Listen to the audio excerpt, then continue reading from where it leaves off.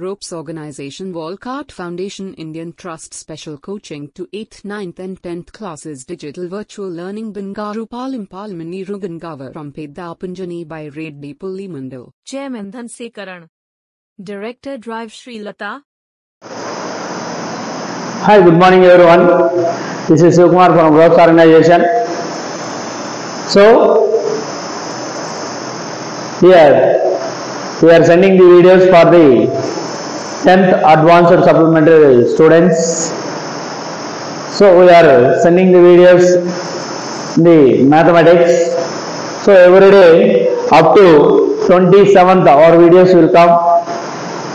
Our videos link we are sending. So up to 27 each and everyone watch these videos and utilize this opportunity and prepare this easy method and write the examination well and get the good marks. So now today we will see the chapter number 6, progressions. So in the progressions, see what type of questions are there. See the main important questions PDF we prepared and we are teaching this one for any dull students and all type of students. This will be useful. So all of you observe this. Now if we see this in the progressions, first question, AP is equal to -10, -6, -2, 2 and so on. Find the common difference and next term they given. See here if we observe this one, see AP answer solution, AP given from this common difference. If we observe the common difference, see -6, -6 minus half -10. Minus half -10, then -6 plus 10 it will come. So 10 minus 4 plus 4 it is the common difference. Now here they ask find the next term. So here common difference is 4. Then here 2 is the last term they given. Then to find the next term 2 plus 4, next term is 6. So like this we have to find. Okay, next 3 terms they ask 6 we should add 4 4 4 10 14. These are the next 3 terms. Okay, so if they are giving this one like this we have to find. Clearly we mentioned the next 3 terms. Here they given already 4 terms and this is the 5th term, 6th term and 7th term. Okay, like this we have to find. Next if we go to next question, next one, see how many 2-digit numbers. Very important question this is. So all of you without wasting time, without neglect this one, this question is very important. So all of you prepare this one. See how many 2-digit numbers are divisible by 3. ఇక్కడ మనకి 3 అనే కాకుండా divisible by 4 ఇవ్వచ్చు, divisible by 7 ఇవ్వచ్చు, divisible by 5 కూడా ఇవ్వచ్చు. Okay, not only 2 digits, 3 digits పైన కూడా మన క్వశ్చన్ అడగడానికి ఛాన్స్ ఉంటుంది. సో ఇక్కడ మనకు 2 digit నెంబర్స్ తీసుకున్నప్పుడు 2 digit నెంబర్స్ తీసుకుంటే మనకు 3 మల్టిపుల్స్ ఏ ఉన్నాయి. 2 digit నెంబర్స్ లో first 3 digit multiple 2 digit multiple వచ్చి 12 తో స్టార్ట్ అవుతుంది. Okay, now next 15, next 18 and so on up to 99 వస్తుంది లాస్ట్ వన్. సో ఇక్కడ మనకు ఇది చూస్తే ఇక్కడ కామన్ డిఫరెన్స్ అనేది ఎగ్జాక్ట్ గా మనకు 3 వస్తుంది. కాబట్టి ఇప్పుడు ఇది ఏపీని ఫామ్ చేస్తాను. ఏపీని ఫామ్ చేసినప్పుడు ఇక్కడ ఫస్ట్ ఏదైతే ఉంటుందో దాన్ని ఫస్ట్ టర్మ్ 12 అనుకుంటాం అండ్ డిఫరెన్స్ ఏదైతే ఉంటుందో దాన్ని కామన్ డిఫరెన్స్ 3D గా తీసుకుంటాం అండ్ లాస్ట్ ఎప్పుడైతే ఏదైతే టర్మ్ వస్తుందో దాన్ని ఏఎన్ లేదా ఎల్ అంటాం. సో 99 వచ్చింది. దీని నుంచి వాడు హౌ మెనీ 2-digit నంబర్స్ అని అడిగాడు కాబట్టి హౌ మెనీ అంటే మనము ఎన్ వాల్యూని ఫైండ్ అవుట్ చేయాలి. ఎన్ వాల్యూని ఫైండ్ అవుట్ చేయాలి కాబట్టి మనకు nth term a n is equal to a plus n minus 1 into d అనేది మనకి nth టర్మ్. ఇక్కడ ఏఎన్ తెలుసు 99, ఏ తెలుసు 12 అండ్ ఎన్ తెలీదు ఎన్ మైనస్ 1 ఇంటూ డి తెలుసు 3. ఈ ప్లస్ 12 ఈ సైడ్ వస్తే 99 మైనస్ 12 అవుతుంది. అలాగే ఎన్ మల్టిప్లై చేస్తే 3n మైనస్ 3 సో 99 మైనస్ 12 ఇక్కడ 9 మైనస్ 2 7, 9 మైనస్ 1 8 అవుతుంది. సో ఇక్కడ తీసుకున్నప్పుడు 3n మైనస్ 3 అయింది. ఆ మైనస్ 3 ఇటు వస్తే ప్లస్ 3 అవుతుంది కాబట్టి 87 plus 3 is equal to 3n అయింది. దీని నుండి 3n is equal to 90, 3 1s are 3 30s. So n is equal to 30. So total గా మనకు 2 డిజిట్ నంబర్స్ 3 తో డివిజిబుల్ అయ్యే టోటల్ 2 డిజిట్ నంబర్స్ ఎన్ని ఉన్నాయంటే 30 నంబర్స్ ఉన్నాయి. ఈ 12 నుంచి 99 వరకు మొత్తము 3 తో డివిజిబుల్ అయ్యే నంబర్స్ ఎన్ని ఉన్నాయంటే 30 ఉన్నాయి. Very important question. Okay, so ఈ విధంగా మనం సాల్వ్ చేసుకొని ఫైండ్ అవుట్ చేసుకుని ఇలాంటి క్వశ్చన్ వచ్చినప్పుడు ఆన్సర్ చేస్తే హ్యాపీగా మనకు ఫుల్ మార్క్స్ రావడం అనేది జరుగుతుంది. నెక్స్ట్ క్వశ్చన్ తీసుకుంటే, so how many multiples of 4 lie between? It is also important question. Okay, so their divisibility, digits are divisible. How many 2 digit numbers are divisible అన్నాడు, ఇక్కడ multiples అన్నాడు. సో multiples అన్నాడు from 10 to 250 అన్నాడు. 10 to 250 అన్నాడు కాబట్టి ఇప్పుడు మనము ఇక్కడ 4 తో డివిజిబుల్ అయ్యేవి ఆర్ 4 మల్టిపుల్స్ 10 నుంచి బిట్వీన్ అంటే 10 కి అండ్ 250కి మధ్యలో వచ్చేవాటిని. సో ఇప్పుడు మనము 10 తర్వాత 4 మల్టిపుల్ వచ్చి 12 అయింది, నెక్స్ట్ 16 అయింది, నెక్స్ట్ 20 అయింది అండ్ సో ఆన్. ఇప్పుడు 250 అయినప్పుడు మనకు నెక్స్ట్ లాస్ట్ మల్టిపుల్ వచ్చి 248 అనేది లాస్ట్ మల్టిపుల్ అన్నమాట 4 తో వచ్చేది. వాటిలో హౌ మెనీ అన్నప్పుడు ఎన్నో n వాల్యూ ఫైండ్ అవుట్ చేయాలి. ఇప్పుడు ఇది అబ్జర్వ్ చేస్తే ప్రతి టర్మ్ డిఫరెన్స్ 4 ఉంది కాబట్టి ఇది ఏపీని ఫామ్ చేస్తుంది. కాబట్టి మనం ఇక్కడ ఫస్ట్ టర్మ్ వచ్చి 12 గా తీసుకుంటాం. కామన్ డిఫరెన్స్ అన్నింటికి 4 ఉంది కాబట్టి ది 4 తీసుకుంటాం. అండ్ లాస్ట్ టర్మ్ an వచ్చి 248 ఉంది, దాని 248 తీసుకుంటాం. n నంబర్స్ ఎన్ని నంబర్స్ ఉన్నాయో ఫైండ్ అవుట్ చేయాలి కాబట్టి n వాల్యూ క్వశ్చన్ మార్క్ అన్నమాట. ఇప్పుడు మనకి nth టర్మ్ వచ్చి an is equal to a plus n minus 1 into d. ఇందులో an తెలుసు 248, a తెలుసు 12, n తెలీదు, n minus 1 into d తెలుసు 4. ఇప్పుడు ఆ ప్లస్ 12 ఇటు వచ్చినప్పుడు మైనస్ 12 అయింది. ఓకే, సో ఇప్పుడు n minus 1 into 4 అన్నాం. సో 248 లో 12 పోతే 236, ఆ ఇంటూ 4 ఇటు వచ్చినప్పుడు డివైడెడ్ బై 4 అవుతుంది n minus 1. సో ఇక్కడ మనము ఈ 4 తో 236 ని డివైడ్ చేసినప్పుడు n minus 1 is equal to 236 by 4. 4 1s are 4 5s are 20, 36 కాబట్టి ఇక్కడ మనము ఇక్కడ 20 అయింది, 36 4 9s. So n minus 1 is equal to 59 అయింది. ఈ మైనస్ 1 అటుపోతే ప్లస్ 1, 59 ప్లస్ 1 టోటల్ గా n is equal to 60. So మనకు టోటల్ గా ఫ్రమ్ బిట్వీన్ 10 and 250 టోటల్ గా మనకు ఎన్ని 4 మల్టిపుల్స్ వస్తాయంటే 64 మల్టిపుల్స్ అనేది రావడం జరుగుతుంది. ఇక్కడ మనం డిస్కస్ చేసిన సెకండ్ క్వశ్చన్ కావచ్చు, థర్డ్ క్వశ్చన్ కావచ్చు, ఈ రెండు కూడా మనకు మెయిన్ ఇంపార్టెంట్ క్వశ్చన్స్. వీటిని ప్రతి ఒక్కరు కూడా మనము పర్ఫెక్ట్ గా టైం ఏమాత్రం వేస్ట్ చేయకుండా బాగా నేర్చుకోండి ఈ 2 ప్రాబ్లమ్స్. ఓకే, నెక్స్ట్ క్వశ్చన్కి వెళ్తే ఫోర్త్ క్వశ్చన్. సో జీపీకి సంబంధించిన క్వశ్చన్. ఈ జీపీ అనేది ఒకటి ఇచ్చాడు. ఈ జీపీలో మనకు ఇది జీపీనా, ఇట్ ఈస్ జీపీ వై అన్నారు. ఎందుకు జీపీ? సో జీపీని ఫామ్ చేస్తున్నా. మనకు తెలుసు జీపీలో ఏంటి ఏమేమి ఉంటాయి, A1, A2, A3 and so on. This is GP అన్నమాట. ఓకే, జీపీ అవుతుంది.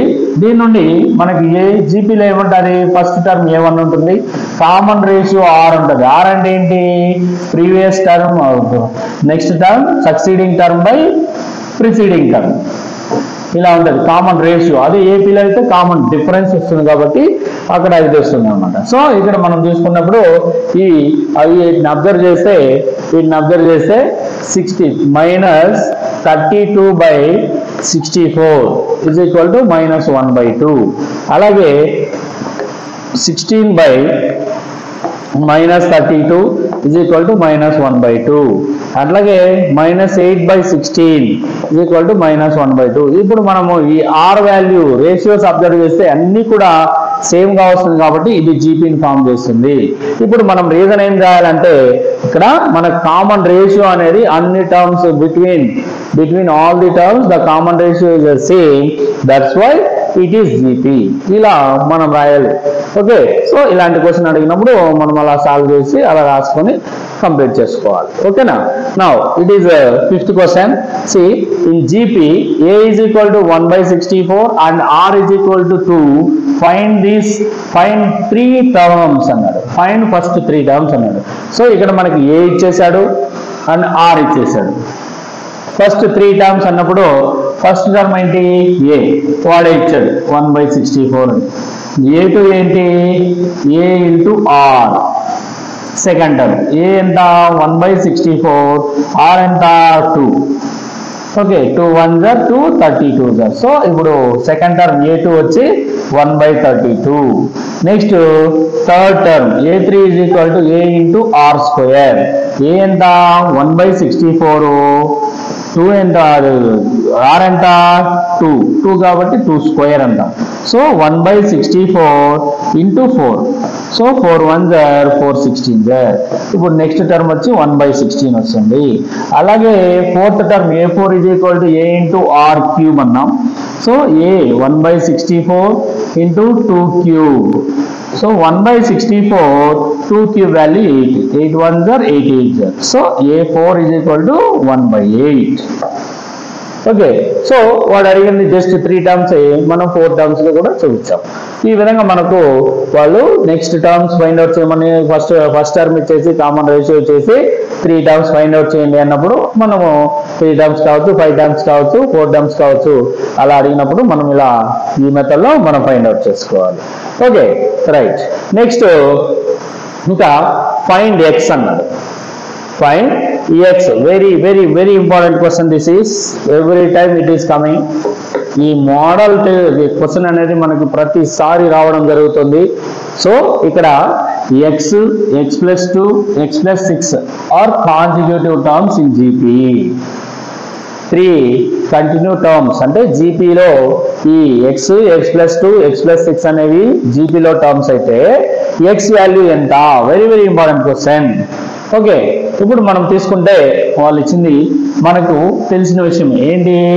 Ratios are equal. సో ఇప్పుడు జీపీ వాళ్ళు ఇచ్చారు, GP is equal to x, x+2, x+6 అనేది ఇవ్వడం జరిగింది. దీంట్లో మనం కామన్ రేషియో r, ఇది r1 అని, ఇది a1 అని, a2 అని, a3గా తీసుకుంటే common ratio r is equal to a2/a1 is equal to a3/a2. ఇప్పుడు మనకు ఇక్కడ కామన్ రేషియోస్ ఈక్వల్ కాబట్టి x+2 by x is equal to x+6 by x+2. ఈ రెండు ఈక్వల్ అవుతాయి. అప్పుడు దీన్ని క్రాస్ మల్టిప్లికేషన్ చేస్తే x+2 into x+2 is equal to x+6 into x. So ఈ రెండింటిని మల్టిప్లై చేస్తే x+2 హోల్ స్క్వేర్ అవుతుంది. ఇది x² + 6x అవ్వడం జరుగుతుంది. ఇప్పుడు x+2 హోల్ స్క్వేర్ అనేది a+b హోల్ స్క్వేర్ కాబట్టి x² + 2ab అంటే 4x ప్లస్ b² అంటే 2² 4 అవుతుంది. అప్పుడు x² + 6x అవుతుంది. So both sides x² cancel పోతే ఈ ప్లస్ 4x అటు పోయినప్పుడు -4x is equal to 4. So 6x లో 4x పోతే 2x వస్తుంది. ఇక్కడ మనకు 2x is equal to 4 అవుతుంది. దాని నుంచి మనకి x is equal to 2. So ఇలా మనకు ఫైండ్ అవుట్ చేయడానికి ఛాన్స్ ఉంది. వెరీ ఇంపార్టెంట్ క్వశ్చన్ ఇది.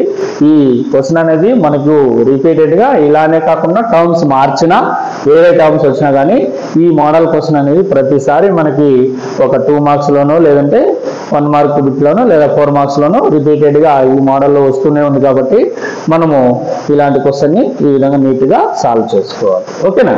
So right. నెక్స్ట్ చూసుకుంటే ఇక్కడ ఫస్ట్ అండ్ లాస్ట్ టర్మ్స్ ఇచ్చాడు. first and last terms of AP 17 and 350 respectively. If the common difference is 9, then how many terms are there and what is their sum అన్నది. So ఇక్కడ sum of n terms of AP కూడా మనం find out చేయాలి. Okay, so SN find out చేయాలి. First of all ఇక్కడ number of terms అనేవి ఎన్ని ఉన్నాయో n వాల్యూని ఫైండ్ అవుట్ చేయాలి.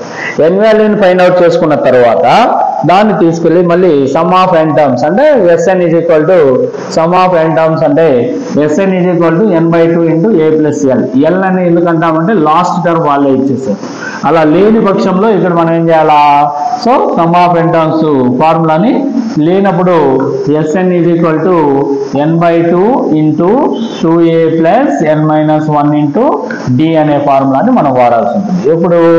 ఎప్పుడైతే లాస్ట్ టర్మ్ ఉండదో అప్పుడు మనము దీనికి an తెలియనప్పుడు ఇలా ఫార్ములాని మనం డైరెక్ట్ గా సమ్ ఆఫ్ n టర్మ్స్ అనేది ఫైండ్ అవుట్ చేయాలి. ఓకే, సో ఈ మెథడ్ లో మనము చేయాలి. ఇక్కడ మనకు సమ్ ఆఫ్ n టర్మ్స్ అనేది దాన్ని ఫైండ్ అవుట్ చేసేటప్పుడు first n value find out చేసుకోవాలి అండ్ an ఆల్రెడీ ఇచ్చేసింటే ఈ ఫార్ములాని వాడాలి, ఇవ్వకపోతే మనం జనరల్ ఫార్ములాని వాడాలి.